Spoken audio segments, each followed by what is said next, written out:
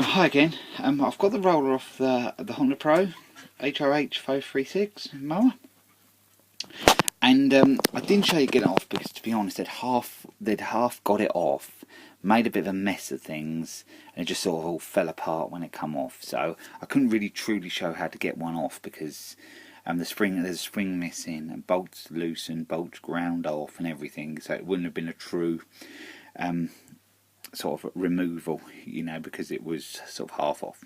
But what I've done, I've got some new parts there. I got them yesterday. I'll see if I can just dismantle it. There we go. A few things I'm a little bit concerned about, but I'll show you that as we go.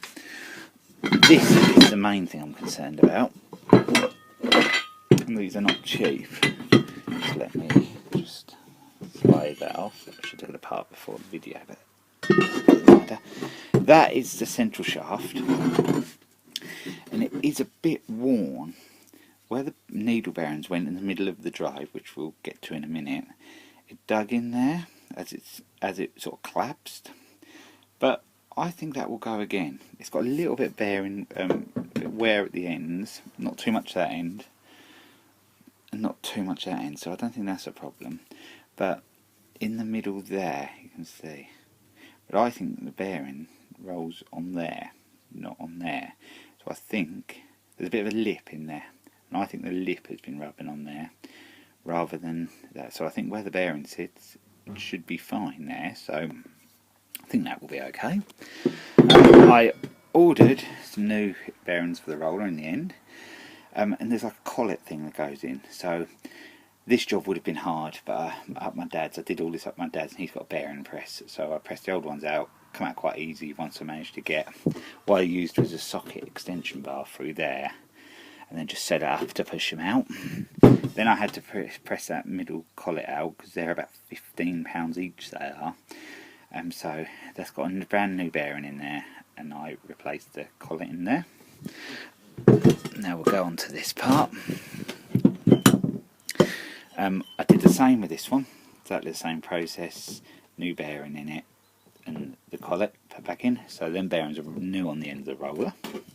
The roller does seem to be okay, like I said before, it's a bit scratched, but that's not important. I thought they might have been a bit worn, them cogs where they fit into there, but no, they seem very grip tight without any play to speak of, so happy with that. And on this one, this is quite a hard bit to do unless you've got the right tools. It's got new needle roller bearings in there. Let's see if I can show you closer. This is a drive that come off a Mower I had a long time ago. I think I mentioned it. I got one side of them out and left it, packed it away. The other one still had the old bearing in it, so we had to get it out the other night. I managed to move it, but in the end we had to apply some heat in there to get the rest of the bearing out. So I pushed them in with the bearing press with a socket, and they've gone in there okay. So they're new. They're one of the main faults of things that go wrong with these. They collapse and then everything goes sort of haywire after that. I had to order, well, I looked up a diagram online to see if I had anything missing, and these fit inside on the shaft, like thrust washers, to keep the rollers in their position, and they're locked into position with some circlips. So I had to order them. They'd gone somewhere altogether. I reckon they must have broke up when the roller wasn't running properly and fell out the crack where it meets onto there. I reckon they just fell out and they're all lost. I can see them. But these are a strong unit, but a lot of people say they're quite weak, because the problem is when a bearing starts to go on one, whether it's the end bearings or more likely them ones, people carry on using them, and they use them until it all starts to collapse, and in the end, usually, like on this one, I think they told me one of the side of the rollers didn't work, and there was one bearing that was a lot worse, a lot worse than the other in the original one. We got that here. Actually, I was wrong, they were both pretty much gone. I think the outer bearing bit might be in there still, but what I shall do, I think that's all that was wrong with this original drive anyway, so what I shall do is get some more of them needle bearings and put in there. I think the outer bit's there, but they'll have to be heated up to get them out. But that's probably as all wrong. But you can see where it's been rubbing on there. So when it's collapsed, it hasn't been running true, and everything went a bit wrong. You see it's been rubbing both sides. So basically, the roll has been V'ing up each side and just resting on there. So that's a drive I can fix another day. I have got another one here as well. This one does seem to be jammed inside. It's slightly different. It's got that bit on there, but I think the rest is just the same. Everything else looks the same. I just think it must have been for a more modern mower. This is jammed inside, so at some point I'm going to take this apart and we'll have a look inside that to see what goes wrong with them inside. Might have lost its oil or seized or anything. These just take, if you do take them apart, I've been told they just take a sort of a 30 oil, 30 ASE or something, just a decent engine oil. So that's what I've been told by my Honda dealers actually. But as I'm not taking this one apart, I don't need to because they're like a sealed unit. So I can't drain the oil. I can't add any. Well, I can't seem to find where I can. So I'll just assume the oil's in there. It's gonna be okay. So yeah, where are we? So yeah, I've got them new parts. The parts altogether cost me around £30. I'm not 100% sure it needed the end bearings in there. I can find. I've got the existing ones here. I think one was worse than the other, but they weren't totally wrecked. But as it was off, the actual them bearings actually cost £8.99 delivered. So I thought, while it's off, I'm going to recondition this the best I can. I suppose in an ideal world it would be to take that apart and give it new oil, but I don't. The seal is so good and everything. I don't want to interfere with that. So that is going to stay as because it means I've got to reseal up and everything, and I just don't see the need for it because you can see it's pretty dry.